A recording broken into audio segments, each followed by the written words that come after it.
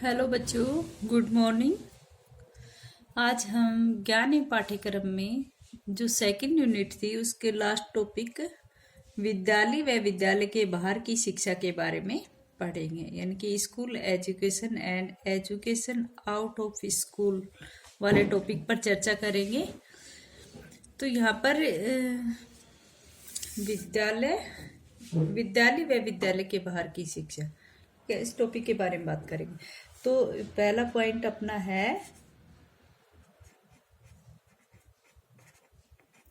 विद्यालय और विद्यालय शिक्षा, और इसके अपोजिट में हम पढ़ेंगे विद्यालय के बाहर की शिक्षा। विद्यालय के बाहर की शिक्षा, विद्यालय के बाहर की शिक्षा, इनके बारे में आज हम विस्तार से अध्ययन करेंगे। आप सभी जानते हो कि समझाया जाता है कि बच्चे का जो दिमाग है वो सक्रिय होता है और बच्चा अपने आसपास की दुनिया और लोगों के संपर्क के आधार पर अपनी समझ बना लेता है। समाज की धारणा है कि बच्चा केवल विद्यालय में ही ज्ञान प्राप्त करता है, लेकिन ये बात निराधार है, इसका कोई औचित्य नहीं है।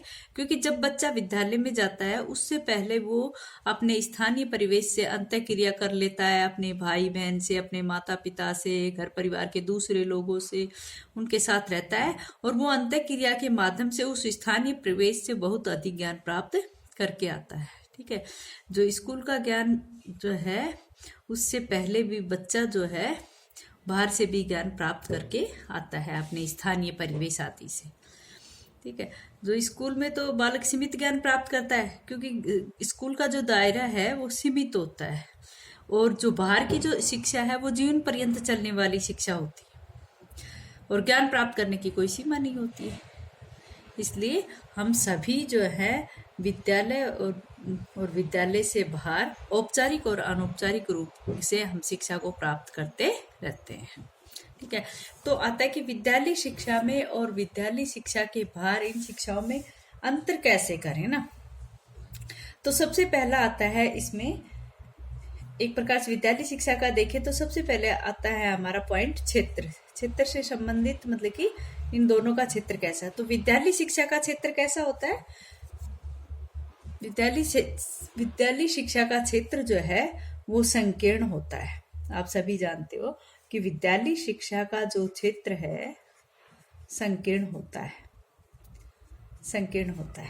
और यहाँ पर विद्यालय के बाहर जो शिक्षा का क्षेत्र होता है वो कैसा होता है? व्यापक होता है। कहीं पर भी बालक किसी से भी किसी भी समय किसी भी तरह का ज्ञान प्राप्त कर सकता है, इसलिए यहाँ पर इसका क्षेत्र व्यापक माना जाता है। दूसरा पॉइंट आता है वातावरण।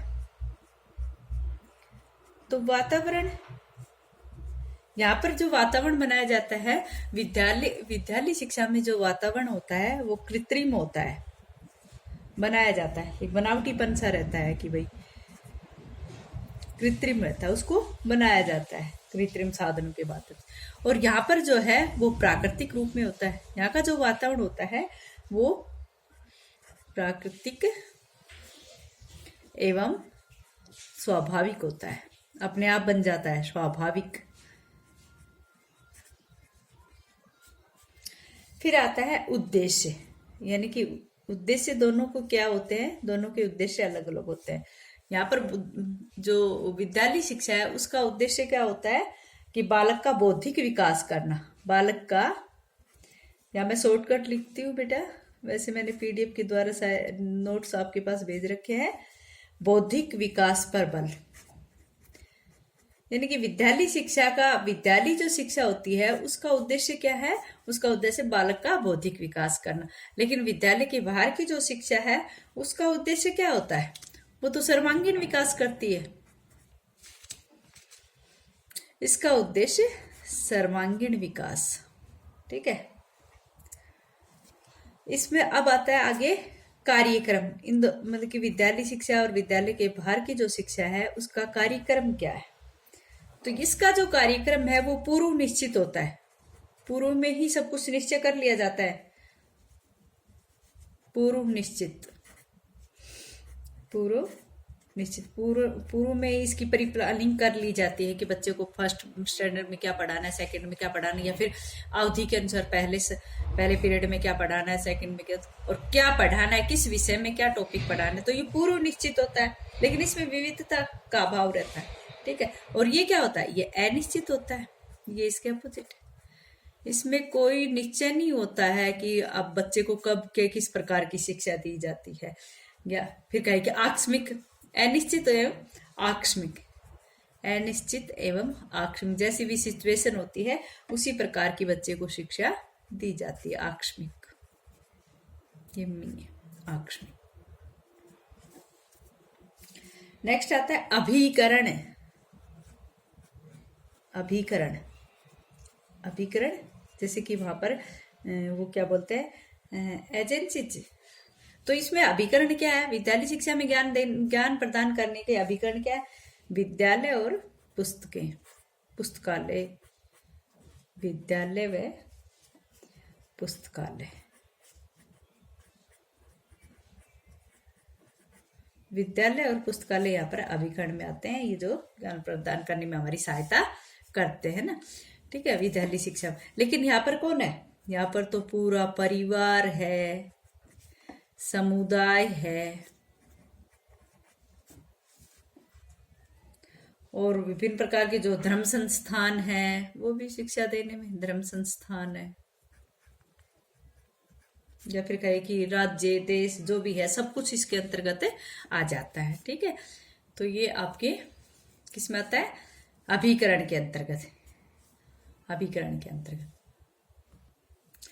नेक्स्ट जो आता है इसमें आता है कि शिक्षक कौन होता है। वे विद्यालय में शिक्षक कौन होता है,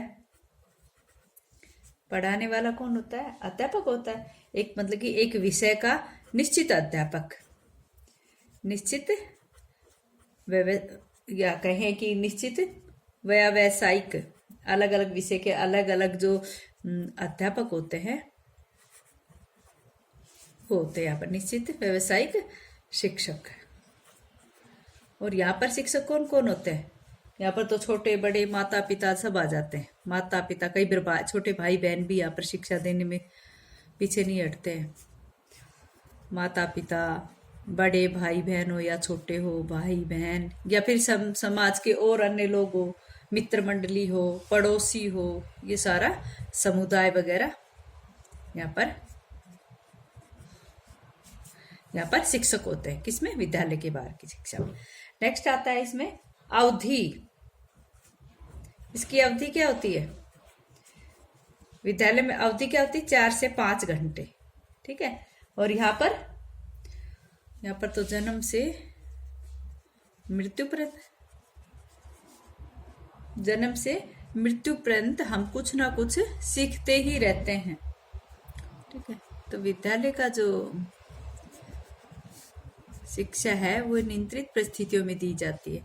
अवधि या फिर स्थान कहें, स्थान तो विद्यालय की 4 दीवारी है ना, विद्यालय की 4 दीवारी। और यहाँ पर संपूर्ण समाज, सारा समाज या घर परिवार जो भी आता है, संपूर्ण समाज यहाँ पर हमें शिक्षित करता है। ठीक है। अब आता है यहाँ पर पाठ्यक्रम कैसा होता है। विद्यालय में पाठ्यक्रम होता है सैद्धांतिक हो या व्यवहारिक, निर्धारित हो। इसमें आता है निर्धारित पाठ्य पुस्तकें या फिर सैद्धांतिक या व्यावहारिक ज्ञान, ये सब पाठ्यक्रम के अंतर्गत आते हैं। और यहाँ पर अनिर्धारित है, सब कुछ अनिर्धारित है, सब कुछ अनिर्धारित है, क्योंकि संपूर्ण जीवन चलता रहता है। ये तो कह रहा है कि जन्म से मृत्यु पर्यंत चलता है, और इसको शिक्षा देने वाले यहाँ पर संपूर्ण समाज है, तो ये अनिर्धारित होता है। ठीक है। नेक्स्ट आता है इसमें शिक्षण विधि। शिक्षण विधियां होती है, विद्यालय में होती है, विद्यालय से बाहर नहीं होती। शिक्षण विधि तो ये कौन कौन से होते हैं? भाई प्रत्येक कक्षा स्तर के अनुसार होती है। प्राथमिक कक्षाओं में अलग होती है, माध्यमिक कक्षाओं में या उच्च कक्षाओं में अलग अलग होती है। या तो कक्षा स्तर के अनुसार या फिर विषय के अनुसार, विषयवार जिसको बोलते हैं, विषयवार। तो यहाँ पर पाठ्य शिक्षण विधियां होती है। लेकिन यहाँ पर क्या होता है, पढ़ाने, यहाँ पर जो समाज अपने घर परिवार के लोग पढ़ाते हैं उसमें कोई विधियां नहीं होती हैं। इसमें विधियां नहीं होती हैं।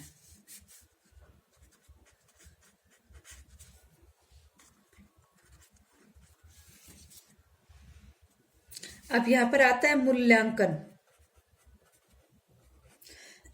मूल्यांकन, तो मूल्यांकन कब होता है? इसमें मूल्यांकन कब होता है, ये देख रहे हैं?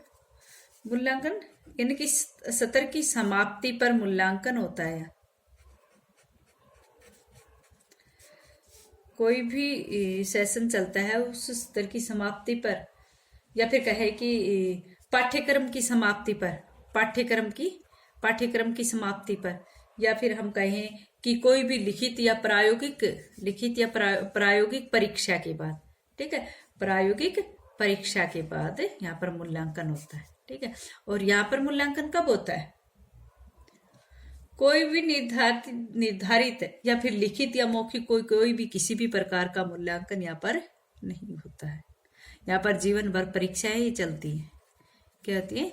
जीवन भर परीक्षा ही देते रहते हैं, लेकिन कोई मूल्यांकन यहाँ पर चलती, परीक्षाएं चलती हैं। यहाँ पर कोई मूल्यांकन, किसी प्रकार का मूल्यांकन नहीं होता है। कोई कहने का था कि कोई भी इसकी तरह सत्र की समाप्ति पर या पाठ्यक्रम की समाप्ति पर या परीक्षा के माध्यम से इस तरह का मूल्यांकन यहाँ पर बिल्कुल नहीं होता है। जीवन भर परीक्षा ही परीक्षा चलती रहती है जीवन। एक और आता है यहाँ पर प्रमाण पत्र। भाई विद्यालय शिक्षा के बाद तो हमें प्रमाण पत्र मिलता है, या तो प्रमाण पत्र मिलता है, लेकिन यहाँ पर कोई लिखित प्रमाण पत्र नहीं मिलता है। कोई मुद्रित, कोई उपाधि, किसी प्रकार का यहाँ पर प्रमाण पत्र हमें नहीं मिलता है। लेकिन यहाँ पर हमें परीक्षा में सफलता मिलने पर या उपाधि मिलने पर हमें प्रमाण पत्र मिलता है, और यहाँ पर कोई प्रमाण पत्र नहीं मिलता है। ठीक है बेटा। अच्छा, आज के लिए इतना ही, आगे कल कराएंगे।